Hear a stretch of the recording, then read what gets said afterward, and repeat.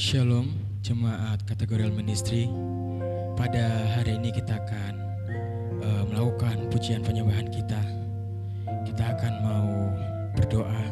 Bapa, kami berterima kasih atas berkat-Mu hingga pada saat hari ini. Engkau berikan kami kesehatan, nafas kehidupan Bapa. Kami yang akan mau memuji dan menyembah-Mu Tuhan. Engkau berkati setiap kami. Engkau mau mengurapi kami agar setiap pujian yang kami nyanyikan itu berkenan di hadapan-Mu Tuhan. Terima kasih Yesus, terima kasih Bapa. Hanyalah nama Tuhan Yesus. Haleluya, amin. Kita akan nyanyikan lagu Betapa Dahsyat Engkau Tuhan. Terima kasih Tuhan. Haleluya Yesus. Betapa dahsyat Engkau Tuhan, Pencipta segala yang ada, dulu sekarang sampai selamanya. Hanya Engkau Tuhan, tak terselami, tak terselami pikiran-Mu, tak terukur panjang setia-Mu. Dulu sekarang sampai selamanya. Hanya Engkau Tuhan, ku sembah Engkau Yesus. Hanya Engkau Allah di hidupku, tiada yang lain Yesus. Tiada yang lain, hanya Engkau Tuhan, hanya Engkau Tuhan selamanya. Kau tetap Allah, walau dunia semua bergoncang, tak tergoyahkan. Kau tetap Allah. Terima kasih Tuhan, terima kasih Yesus. Betapa dahsyat Engkau Tuhan, Pencipta segala yang ada,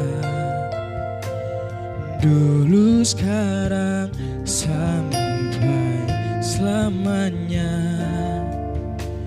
Hanya Engkau Tuhan, tak terselami, tak terselami pikiran-Mu, tak terukur panjang setia-Mu.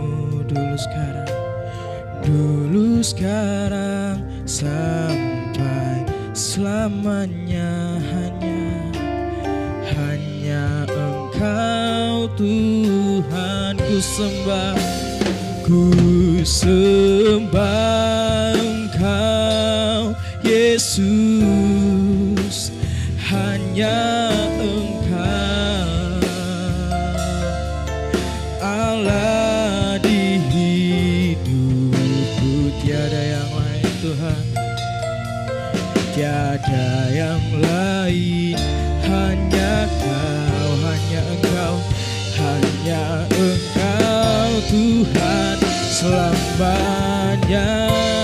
Kau tetap Allah, walau dunia semua bergoncang, tak tergoyahkan. Kau tetap Allah. Ku sembah Engkau Yesus, hanya Engkau Allah di hidupku.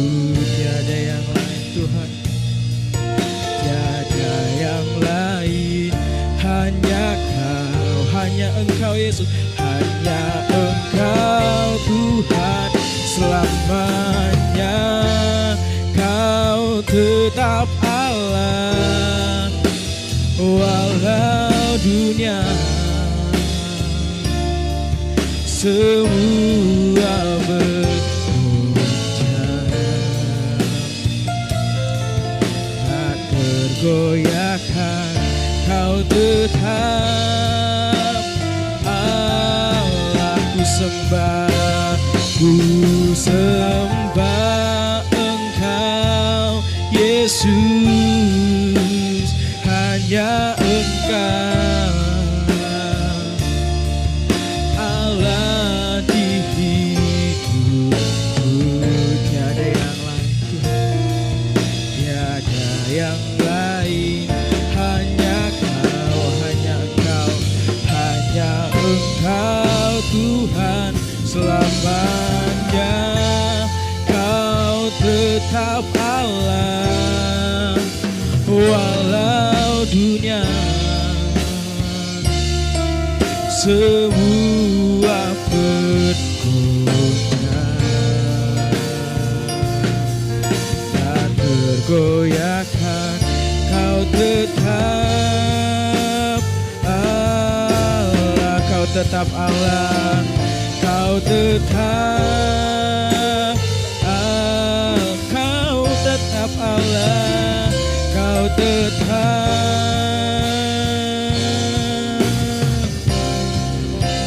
Allah. Terima kasih Bapa buat penyertaan-Mu Yesus, hanya Engkau yang selalu di hidupku Tuhan. Terima kasih, glory bagimu. Haleluya,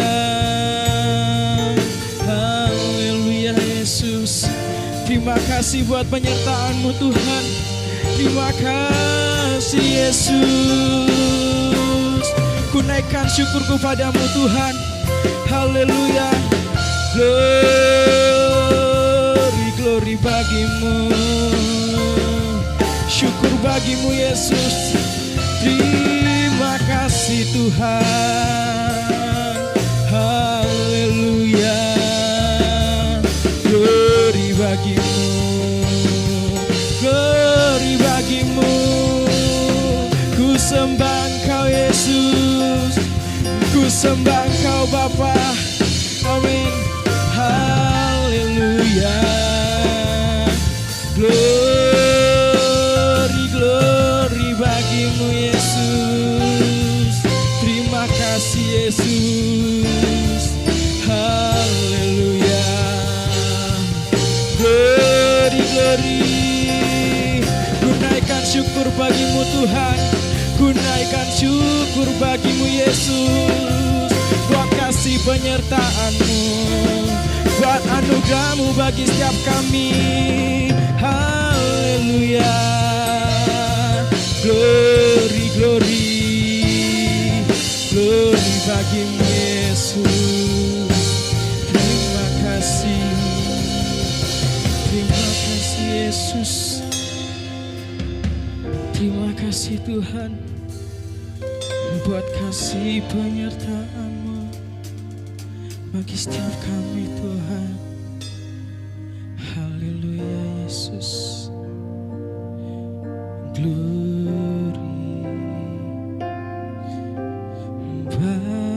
Engkau Yesus,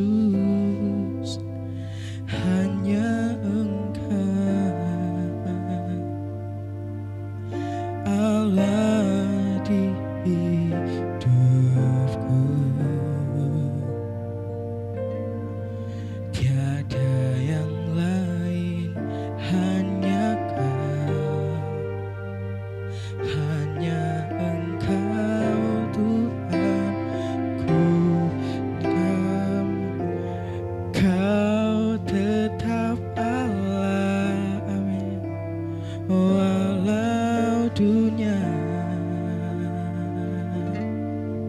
semua bergoncang,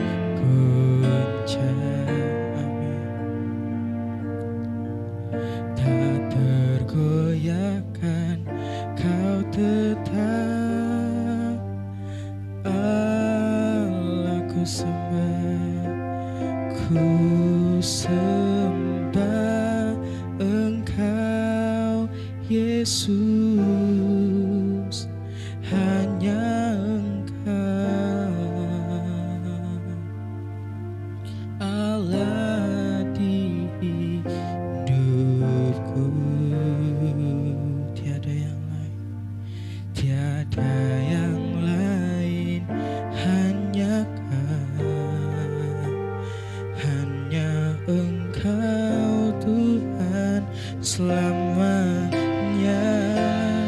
Kau tetap Allah walau dunia semua bergoncang, tak tergoyahkan, Kau tetap Allah. Kau tetap Allah. Sekali lagi, Kau tetap Allah. Kau tetap Allah. Shalom Bapak Ibu yang dikasihi Tuhan, jemaat GBS Sawahan yang dikasihi Tuhan, mari kita sebelum masuk dalam firman Tuhan pada PA malam hari ini, kita datang dulu kepada Tuhan. Kita berdoa kepada Tuhan. Bapa di dalam surga, Bapa yang baik, Bapa yang mengasihi kami, di dalam nama Tuhan Yesus Kristus kami datang kepadamu Tuhan, memohon pimpinan Tuhan.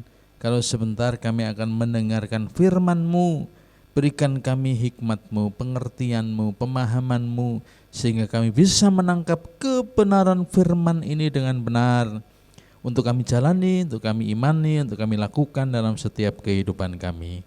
Terima kasih Bapa, kami sambut firman Tuhan pada malam hari ini, di dalam nama Tuhan Yesus Kristus, haleluya, amin. Ya, selamat malam Bapak Ibu yang dikasihi Tuhan, jemaat GBS Sawahan. Untuk pendalaman Alkitab pada malam hari ini, saya mengambil, ya sebut sajalah tema, yaitu tindakan iman. Tindakan iman seperti apakah? Mari kita baca dalam firman Tuhan, agak panjang Bapak Ibu. Ya agak panjang. Yohanes pasal yang kedua. Injil Yohanes pasal yang kedua, ayat 1 sampai dengan ayat yang ke-11. Ya, sambil Bapak Ibu memperhatikan siaran ini, ya, ibadah ini, baca secara langsung dan bersuara di tempat Bapak Ibu Saudara ada, ya. Saya baca dari tempat ini, ya. Yohanes pasal 2 ayat 1 sampai dengan ayat 11.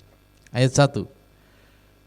Pada hari ketiga ada perkawinan di Kana yang di Galilea. Dan Ibu Yesus ada di situ. Yesus dan murid-muridnya diundang juga ke perkawinan itu. Ketika mereka kekurangan anggur, Ibu Yesus berkata kepadanya, mereka kehabisan anggur. Ayat 4. Kata Yesus kepadanya, Ibu, mau apakah engkau daripadaku? Saatku belum tiba. Tetapi Ibu Yesus berkata kepada pelayan-pelayan, apa yang dikatakan kepadamu, buatlah itu. 6. Di situ ada 6 tempayan yang disediakan untuk pembasuhan menurut adat orang Yahudi. Masing-masing isinya 2-3 buyung. Yesus berkata kepada pelayan-pelayan itu, isilah tempayan-tempayan itu penuh dengan air. Dan mereka pun mengisinya sampai penuh. Lalu kata Yesus kepada mereka, sekarang cedoklah. dan bawalah kepada pemimpin pesta. Lalu mereka pun membawanya. Setelah pemimpin pesta itu mengecap air yang telah menjadi anggur, dan ia tidak tahu dari mana datangnya. Tetapi pelayan-pelayan yang mencedok air itu mengetahuinya. Ia memanggil mempelai laki-laki dan berkata kepadanya, setiap orang menghidangkan anggur yang baik dahulu, dan sesudah orang puas minum, barulah yang kurang baik. Tetapi engkau menyimpan anggur yang baik sampai sekarang.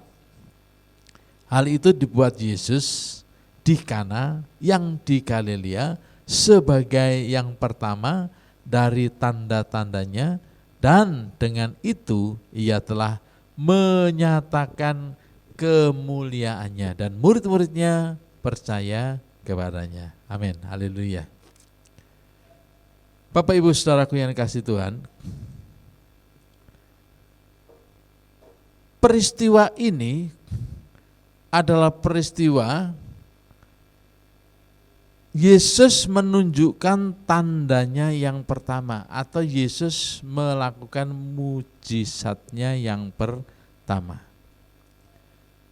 Memang ada kelompok tertentu yang menganggap bahwa peristiwa perkawinan di Kana ini, peristiwa air menjadi anggur, adalah sebuah perumpamaan belaka atau alegoris. No, tidak. Ini bukan peristiwa alegoris atau peristiwa perumpamaan, tetapi ini adalah peristiwa yang benar-benar terjadi. Ini adalah historical, jadi kisah sejarah yang nyata yang terjadi. Ini adalah satu peristiwa yang nyata lalu kemudian dituliskan sebagai mujizat Yesus yang pertama. Nah, di ayat 1 dan 2 saya baca ulang. Pada hari ketiga ada perkawinan di Kana yang di Galilea, dan ibu Yesus ada di situ. Yesus dan murid-muridnya diundang juga ke perkawinan itu. Mungkin ini yang dianggap sebagai perumpamaan. Apakah mereka kenal Yesus? Memang kita tidak tahu. Kita tidak mengerti apakah mempelai ini kenal dengan ibu Yesus dan murid-muridnya. Tapi faktanya memang tertulis bahwa ibu Yesus diundang, Yesus diundang, murid-muridnya juga diundang. Nah, di situ dikatakan pada hari ketiga. Apakah maksudnya pada hari yang ketiga ini? Kalau kita membaca ayat sebelumnya, yaitu Yohanes, tepatnya di Yohanes pasal 1 ayat 51, setelah perbincangan dengan Natanael, hari ketiga yaitu peristiwa ini. Ya, mungkin itu yang pertama yang dimaksud oleh penulisnya, Yohanes. Atau hari yang ketiga, yang kedua itu adalah hari apa? Hari yang ketiga, hari Rabu, bukan? Ya, hari ketiga bukan hari Rabu.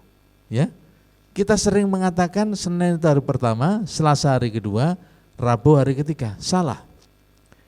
Hari pertama itu adalah hari Minggu. Ya, lihat di kebangkitan Yesus dituliskan Yesus bangkit pada hari pertama pada minggu itu, yaitu hari Minggu. Jadi hari yang ketiga itu bisa dimaksud sebagai hari Selasa. Nah, ini juga mungkin yang dianggap oleh orang sekarang, pesta kok hari Selasa. Ya terserah toh Bapak Ibu, iya toh. Terserah orang itu mengadakan pesta hari Minggu, kayak Senin, kayak Selasa, kayak Rebo, kayak Kamis, kayak ya terserah yang punya pesta mereka kok, kan begitu. Ya. Di Injil Yohanes pasal 1 ayat 50 dan 51 mengatakan, Yesus menjawab katanya, karena aku berkata kepadamu, aku melihat engkau di bawah pohon ara, maka engkau percaya. Engkau akan melihat hal-hal yang lebih besar daripada itu. Lalu kata Yesus kepadanya, aku berkata kepadamu, sesungguhnya engkau akan melihat langit terbuka dan malaikat-malaikat Allah turun naik kepada anak manusia. Nah, pada hari yang ketiga, peristiwa yang tadi kita sudah baca, ya. Yesus, lalu kemudian Ibu Maria, murid-murid diundang. Apakah mungkin? Ya, mungkin saja, karena kota Kana ini tidak jauh. Kota Kana ini dekat dengan kota Nazaret, kurang lebih jaraknya sekitar 7 km. Pada waktu itu tidak begitu jauh, Bapak Ibu. Tidak begitu jauh. Kalau sekarang mungkin jauh, karena ada Grab kan begitu, ya toh?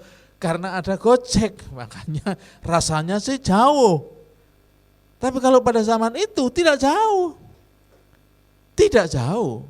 Lawang jauh sebelumnya orang Israel berjalan kok dari Mesir menuju ke tanah perjanjian. Iya toh? Apalagi hanya 7 km, kan tidak begitu jauh, ya. Selanjutnya ayat 3 dan 4. Ketika mereka kekurangan anggur, nah ini ya, puncaknya di sini ya. Ibu Yesus berkata kepadanya, mereka kehabisan anggur. Mereka yang dimaksud adalah pihak pengelola atau yang mengadakan pesta ini, ya. Lalu kata Yesus kepadanya, mau apakah engkau daripadaku, Ibu, saatku belum tiba. Mereka kehabisan anggur. Ingat, ini adalah historical naratif atau cerita sejarah, ya. Ini bukan alegoris, tapi ini adalah historical naratif, narasi sejarah atau cerita sejarah. Sehingga ingat ya, bagi penyampai firman Allah, sehingga kita tidak boleh mengalegorikan anggur itu artinya sukacita. Saat itu mereka kehilangan sukacita. Enggak, mereka tetap pesta kok, ya. Mereka tetap pesta, mereka tetap bersukacita meskipun kehabisan anggur. Kurang pada tempatnya kalau kita mengatakan bahwa mereka kehabisan anggur, mereka kehilangan sukacita. Lalu kita sampaikan yang ada hubungannya dengan sukacita.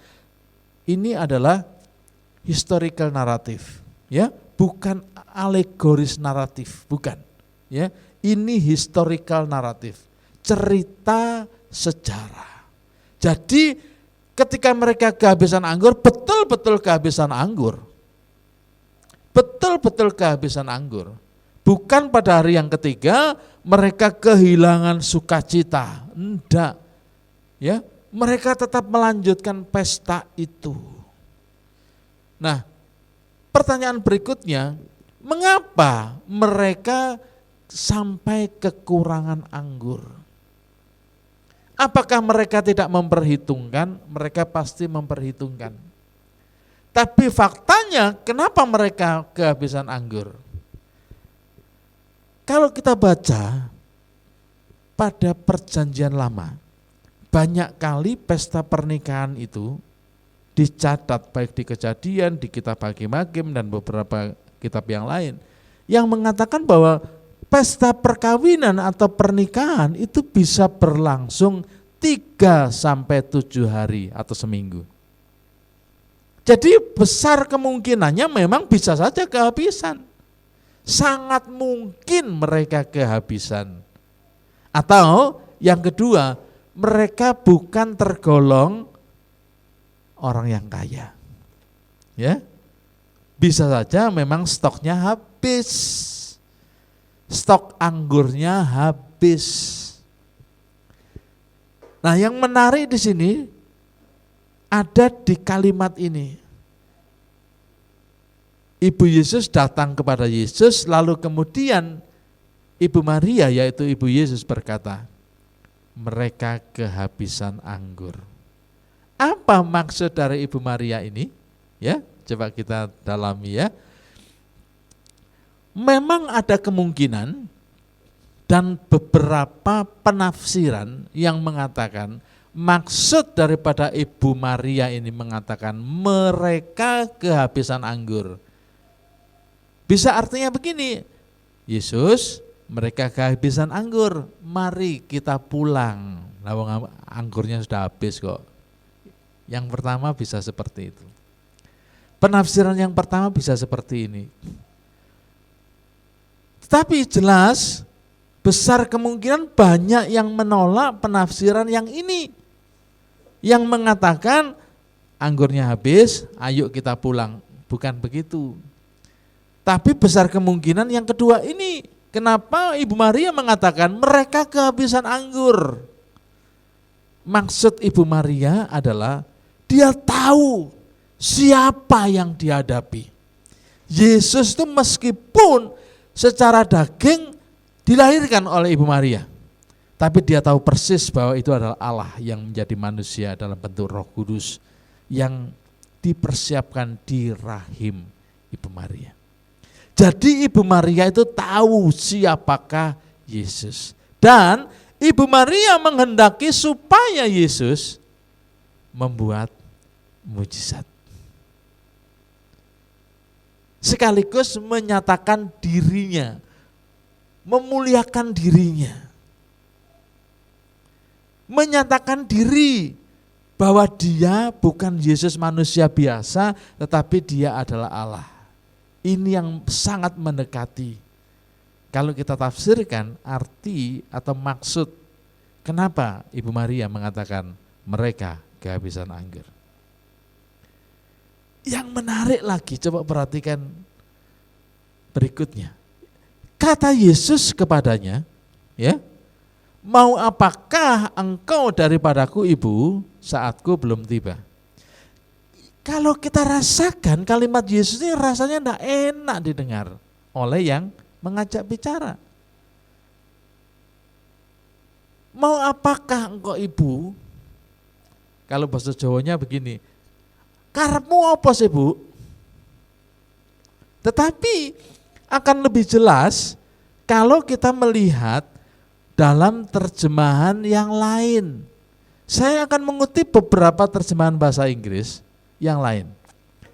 Dari King James Version mengatakan begini, woman, what have I to do with you?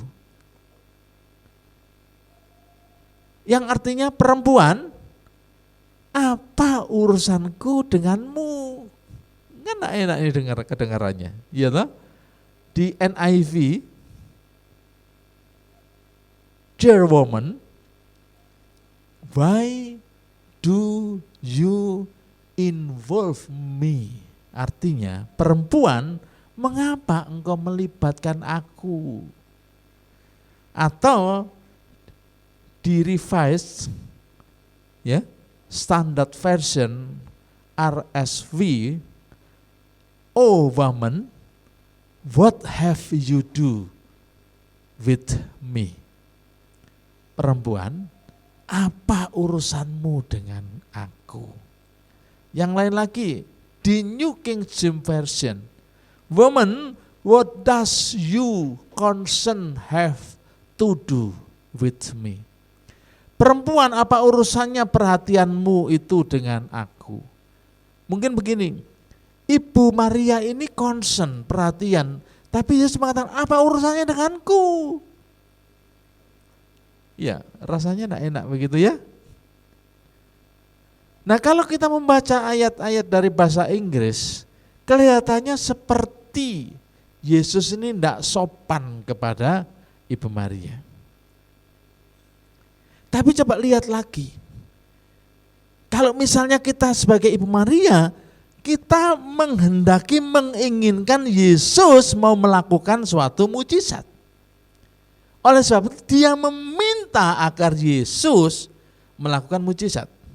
Atau kalau dalam bahasa langsungnya, Ibu Maria berusaha mengendalikan Yesus agar Yesus melakukan mujizat. Makanya dijawab, bukan menggunakan kata ibu yang dalam bahasa Inggris sangat jelas, bahasa Yunani sangat jelas. Kata ibu dalam bahasa Yunani ada menggunakan kata gunai dan ada yang menggunakan kata meter. Atau kemudian dalam bahasa Inggris diadaptasi dengan kata mother, meter atau mother. Kata gunai ini yang diterjemahkan oleh kitab-kitab suci terjemahan bahasa Inggris, Injil terjemahan bahasa Inggris dengan sebutan perempuan. Artinya apa? Artinya Yesus ingin menempatkan tempatnya Maria itu di sini. Dia itu hanya sekadar manusia perempuan yang mempunyai darah keturunan dosa yang tidak bisa mengendalikan Yesus. Meskipun secara daging Yesus ini adalah anak Ibu Maria. Tetapi Yesus ingin menunjukkan posisinya saat itu. Ibu Maria adalah manusia biasa, sedangkan Yesus adalah Allah yang menjadi manusia. Ini yang dimaksudkan oleh Yesus sehingga ia menggunakan kata perempuan. Perempuan, apa pedulimu terhadap aku atas kehabisan anggur? Jadi karena Maria saat itu dalam tanda kutip, sebut saja begitu, melampaui batasannya atau haknya sebagai seorang ibu yang memerintah, seolah-olah memerintah Allah, memerintah Tuhan. Jadi Yesus saat itu hendak menunjukkan secara halus mau menolak apa yang dimaui, diinginkan, dikehendaki oleh Ibu Maria yang seolah-olah memerintah agar Yesus melakukan mujizat. Yang kedua, agar semua orang mengerti dan tidak menganggap bahwa mujizat itu terjadi, mujizat itu dilakukan semata-mata karena ketaatan Yesus kepada Maria. No, tidak. Yang ketiga, supaya orang Kristen tidak meninggikan Maria lebih dari yang seharusnya. Makanya Yesus mengatakan, mau apakah ibu? Apa urusannya denganku, hai perempuan?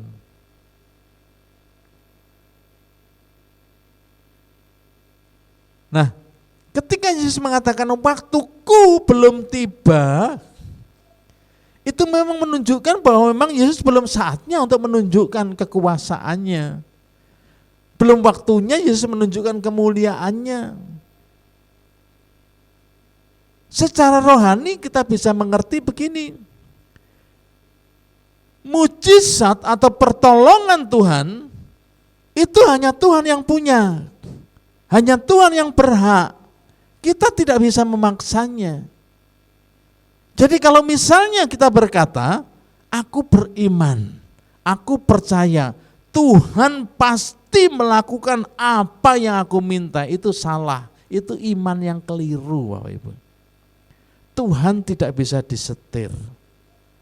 Kalau kita katakan beriman, aku percaya Tuhan pasti menolongku dengan cara seperti caranya Tuhan sendiri, bukan seperti caraku. Itu iman yang benar.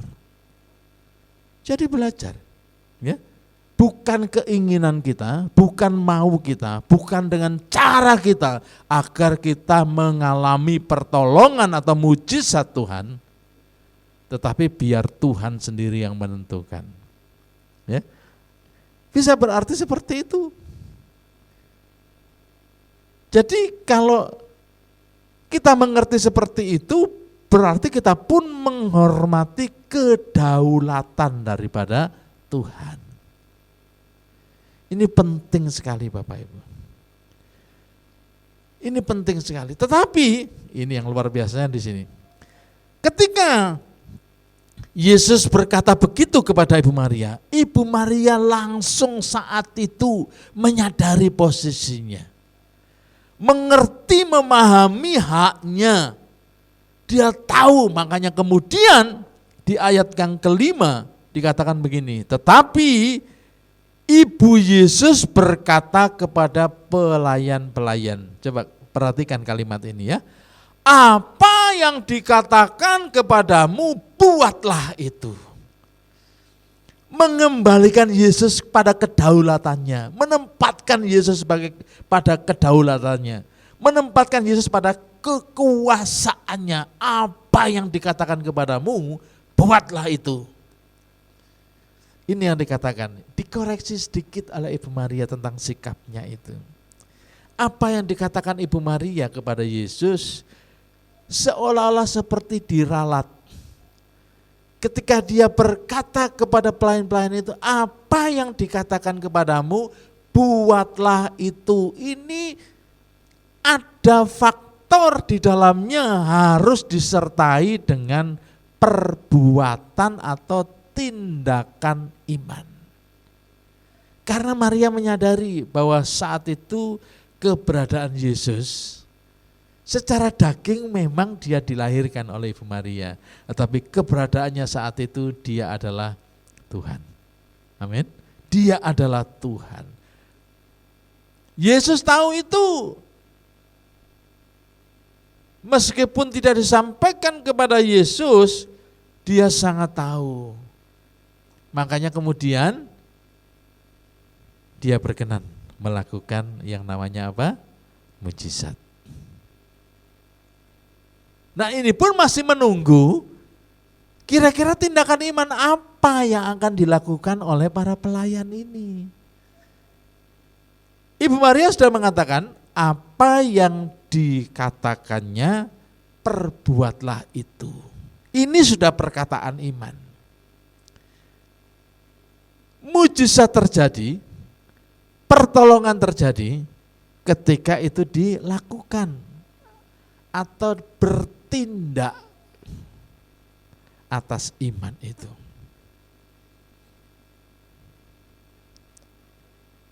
Nah, kalau kita membaca kemudian di ayat yang ke-7,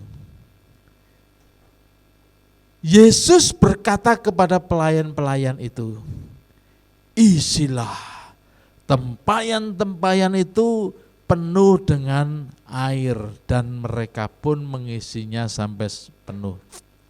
Kalau misalnya Tuhan Yesus itu memerintahkan kita ini adalah pelayan-pelayan yang hendak mengisi tempayan itu.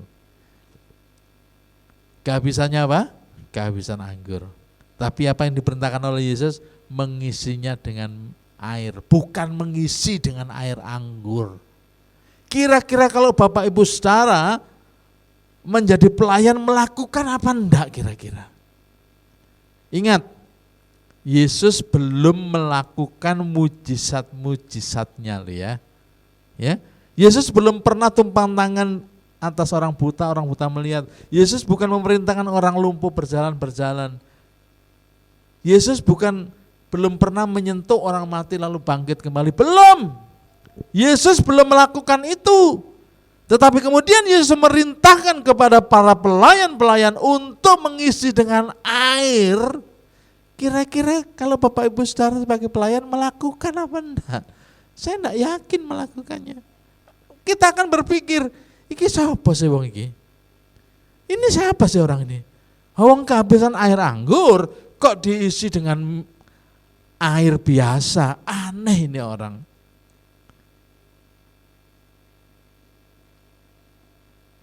Coba perhatikan berikutnya ya. Di situ ada 6 tempayan yang disediakan untuk pembasuhan menurut adat orang Yahudi. Masing-masing isinya 2-3 buyung. Yesus berkata kepada pelayan-pelayan itu, isilah tempayan-tempayan itu penuh dengan air. Saya tidak menjelaskan ya berapa banyak ya yang nanti air diubah menjadi anggur atau air anggur. Saya tidak menyampaikan hitungannya, tapi kurang lebih kalau saya hitung, satu tempayan itu berisi 2-3 buyung. Satu buyung menurut Dictionary of Classical Antiquities, 1 galon atau satu buyung itu sama dengan 39,9375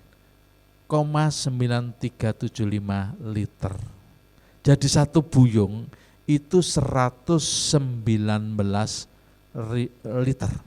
119 liter, hampir 120 liter. Dan kalau satu tempayan itu isinya 3 buyung, dikalikan sendiri saja, 119,81 kali 6. Berarti Yesus mengubah air menjadi air anggur, air menjadi anggur, itu 719 liter atau sekitar 720 liter. Ini bukan perkara yang mudah. Tapi lihat di sini, ini terjadi setelah apa? Setelah pelayan-pelayan itu melakukan dengan taat. Tindakan iman di dalamnya ada ketaatan.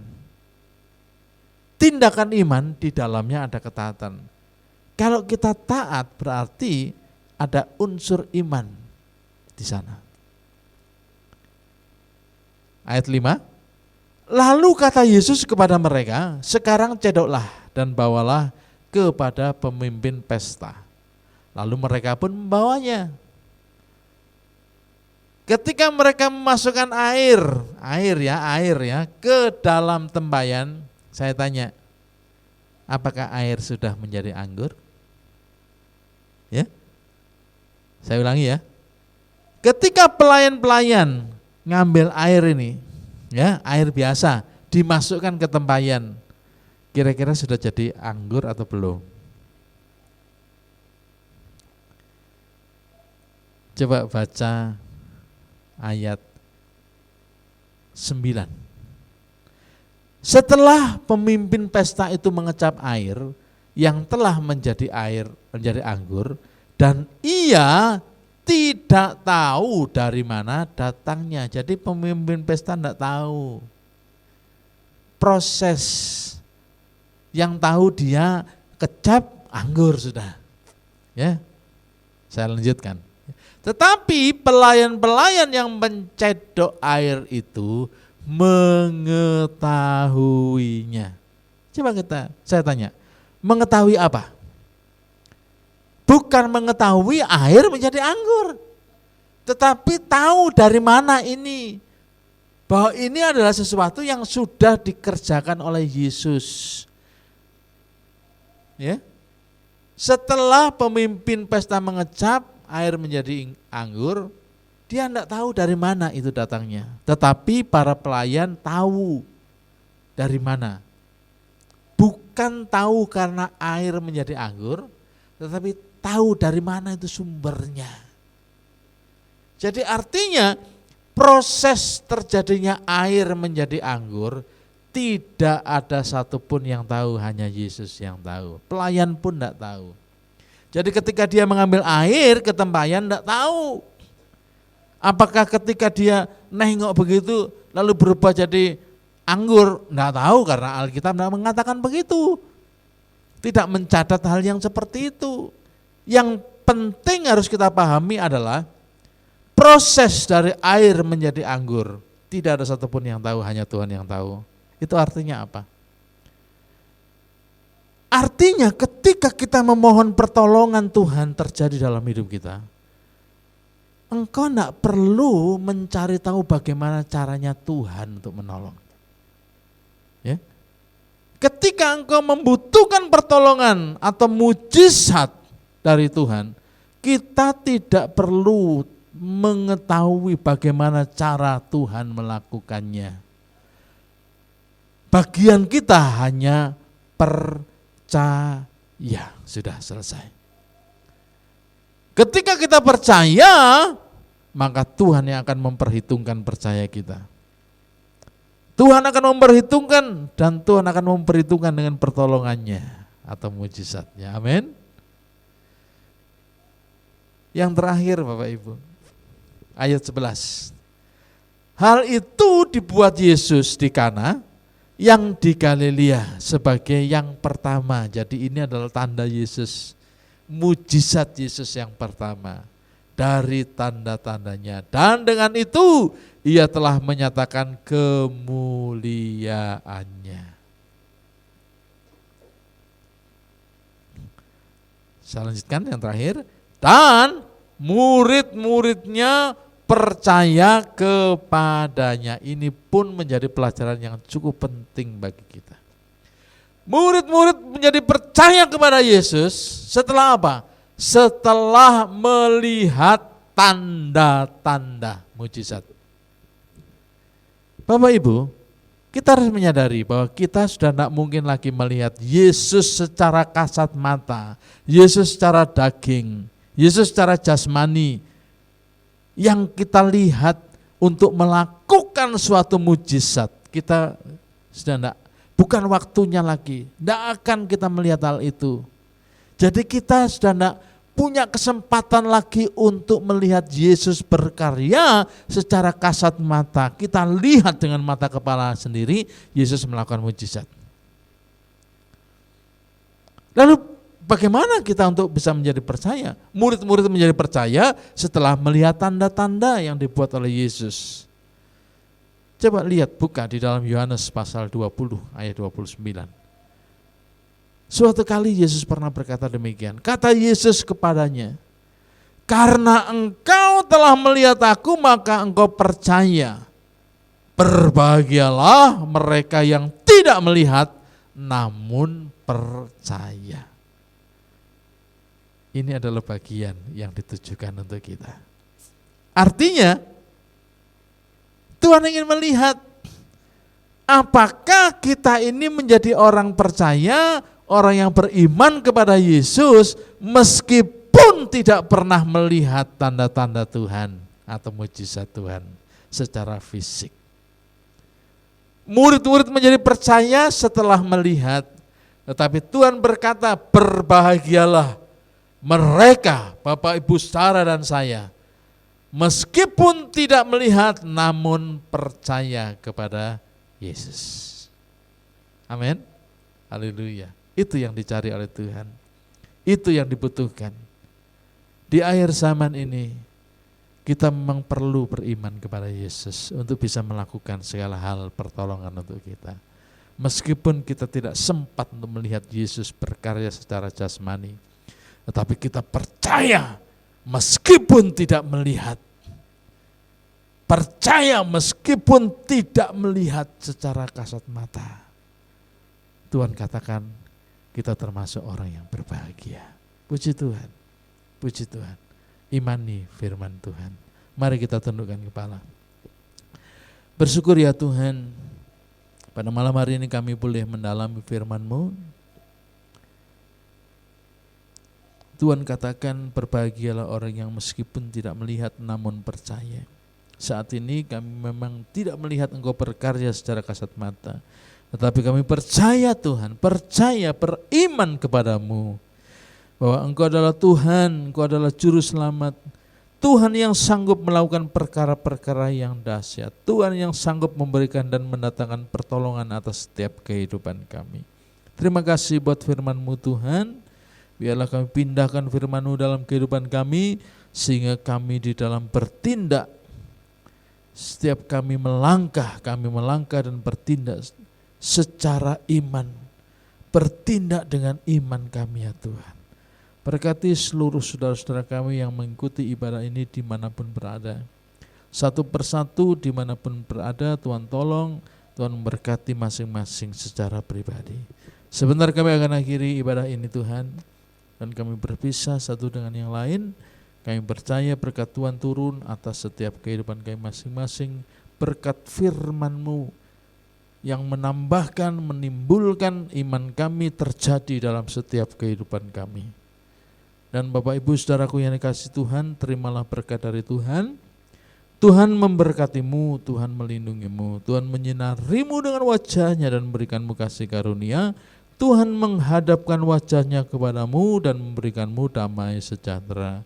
Anugerah dari Allah Bapa, cinta dan kasih dari Tuhan kita Yesus Kristus, penyertaan-Nya melalui Roh Kudus-Nya menyertai dan memberkati kita semua malam ini dan bahkan sampai selama-lamanya, sampai Tuhan Yesus Kristus datang kali yang kedua. Mari kita terima berkat Tuhan dengan penuh ucapan syukur di dalam nama Tuhan Yesus Kristus. Haleluya.